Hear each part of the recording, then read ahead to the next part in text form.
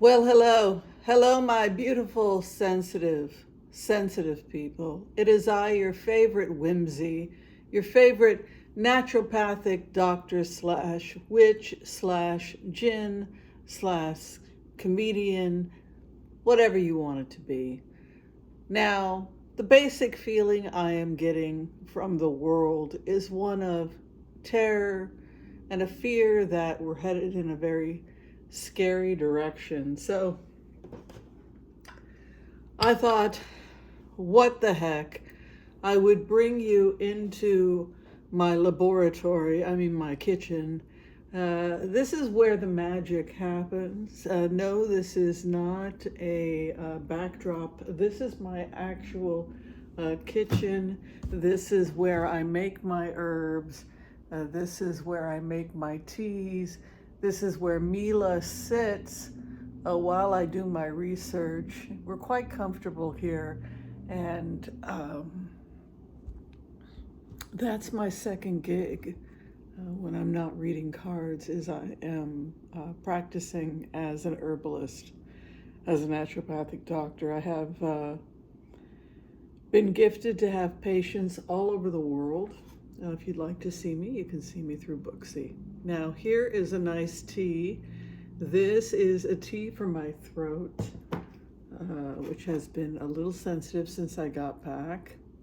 A little bit of almond milk is always nice as well.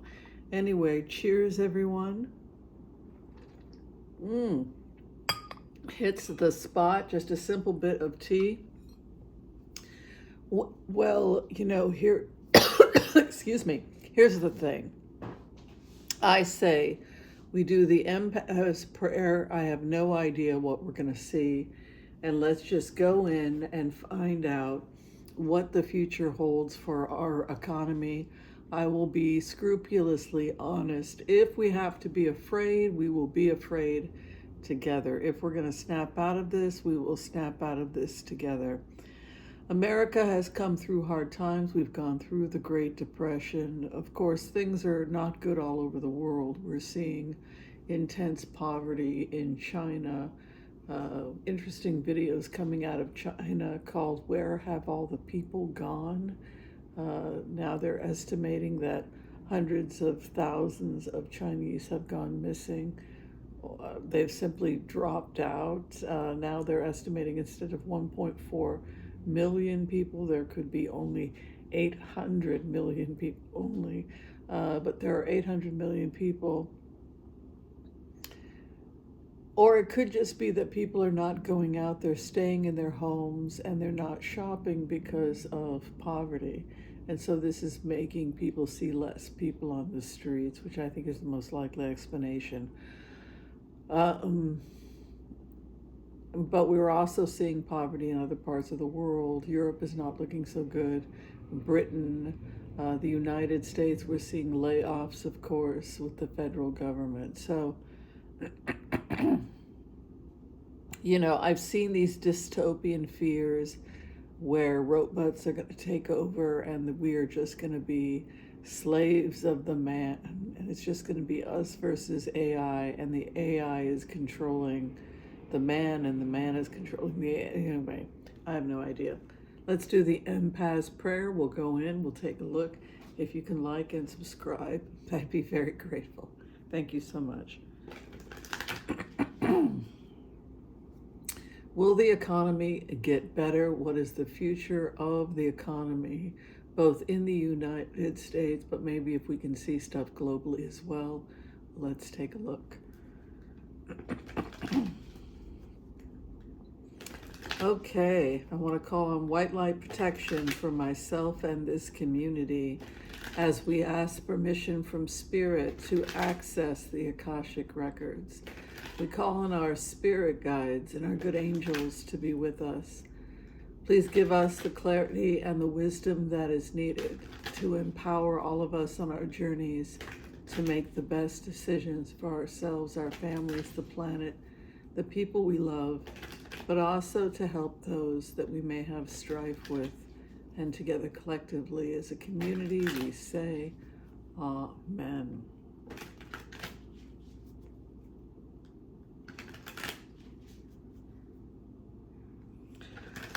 Okay, what is going on with us? Are we going to be okay? Are we going to be in trouble? That's the question. Where we are at right now is the Nine of Swords, of feeling that we are trapped or terrified. What are we terrified of? This is kind of the fundamental question we have to ask ourselves. Are we afraid of tomorrow? Is our current situation looking bleak? Or is it that we're afraid of what could be in tomorrow? Look at your current situation. What is going on right now? Can you pay your bills? Do you have to tighten your belt? What other options do you have? But stress at night is not the solution. The other thing is we fear our own mortality and we fear the death of our own bodies, as we rightly should. So take care of yourself to the best of your ability. But also meditation and reflecting on our own mortality can also be helpful. Be aware that the devil card stands in the karma, and it could be that many of us are having a difficult time letting things go. Perhaps we were attached to things that harmed us financially, like me loving traveling, and now I don't have a lot of savings, whereas more frugal people who don't travel as much as I do have better savings, right? So devil card can be codependency or an addiction. Maybe we're addicted to worry and stress. That can be a real problem for many of us. These cards are looking pretty bleak. First house is the Nine of Wands, and that could be a feeling of being jailed. Certainly, if we feel bad about who the president is or the prime minister or wherever we happen to live, if we feel that we have limited economic opportunities, then that would explain why we would be having this kind of energy of the Nine of Wands, which is a feeling of being trapped or in jail. And then the crossing card is Two of Pentacles, which would indicate back and forth, topsy-turvy with the money. I get very comfortable when I have a lot of money, just blowing money left and right. And that's why I call myself a broke aristocrat, because I can be, if I'm making a good income, I have no problem blowing it on food delivery and going out with friends and buying tickets to go on a vacation, right? But I also know how to be broke, right? I also know how to make a good lentil soup and keep it simple, right? Tuna fish, the other white meat, right? No, you can go with the chunk light is cheaper, right? The point is learn, or living on peanut butter. Learning how to go with the flow can help a lot with stress, excuse me. And deal with problems as they come along. And not take on more than you need to based on what you think could happen in the future.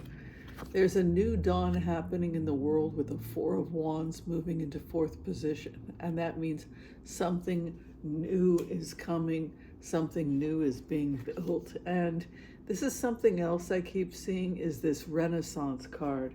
Six of Cups is about going to the garden and returning back to craftsmanship and doing things from hand and going back to what we love, learning to be an artist, learning to make shoes from hand, falling in love with things that are made from people rather than from machines.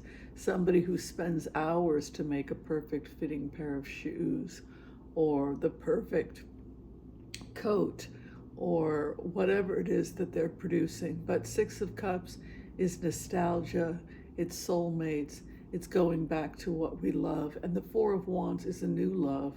It's the wedding canopy or the chuppah or the beginning of something new. It can be months symbolizing 4 seasons. If you're a traditional witch who holds wands as seasons, would indicate that within 4 seasons or within the year gives birth to a new romance with the economy. if you're a new witch, you may read Wands as a 4-month period, or the time of April is the 4th month. But regardless of how you read it, Four of Wands denotes a time of new day, a new dawn, and something new and romantic coming. From the past, where we had this emperor or this leadership that led to war and distrust, we can see from the emperor is moving in the Knight of Swords, the winds of war. Certainly we see the winds of war in Gaza and Ukraine, etc. We also see an inverted Page of Cups, a warning that first and foremost we'd have to take care of our health. I was making a soup today, and when I opened up my cupboards, there were all these little moths and little worms turning into moths. And I thought, I've got to clean this. So I started to wipe it. But when I wiped it, all the cayenne and all the pepper and everything landed onto the oven. And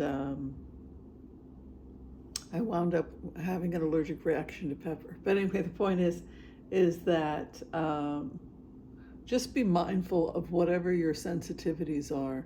An inverted Page of Cups, like I've said in the past, it's the angel that has to do with emotions and healing. It's often the elixir or the healer. So Raphael is typically represented as the healer. And the hopes and fears is that the party is over, Ace of Cups. We could be entering into a time where people question who they can trust. And the hopes and fears, the Queen of Swords, a staunch realization. There's a realism. People are moving away from romantic images towards the sun, or a new realism about possibly things that are going on in the world. Seven of Swords would indicate a thief's card, and that would indicate that we are unhealthy due to a thief. And also an inverted King of Swords, a desire for chaos and violence. So we're seeing that with Iranian leadership, Iranian propaganda, and Russian propaganda. But this desire, theft, violence, and war and chaos as a way of dismantling and destroying America from within. The Queen of Swords comes as a hope and a fear.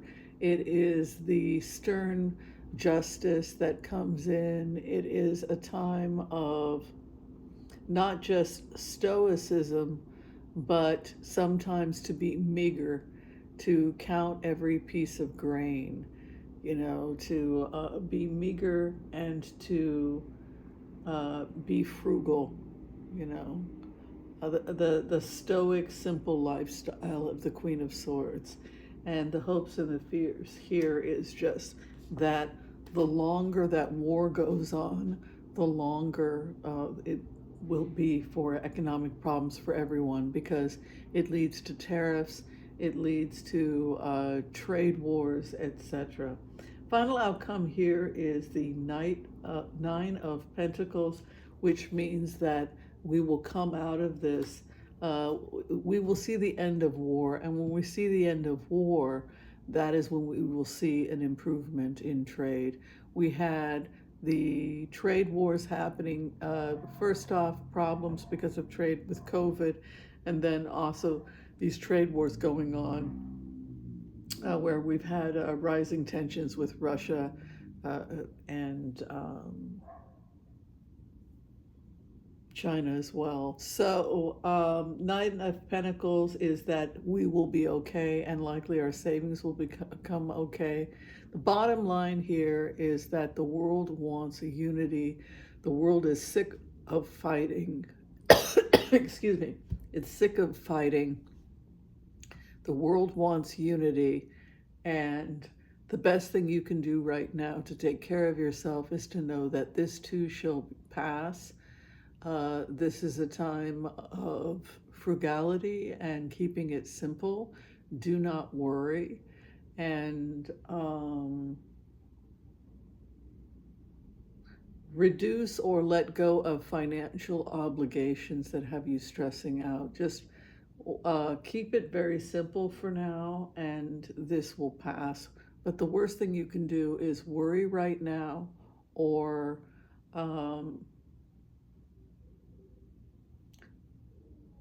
overextend yourself financially.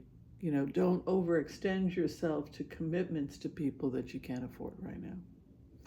All right. Thank you so much for listening. If you're trying to get in for a medical consult or a reading with me, you can find the information below.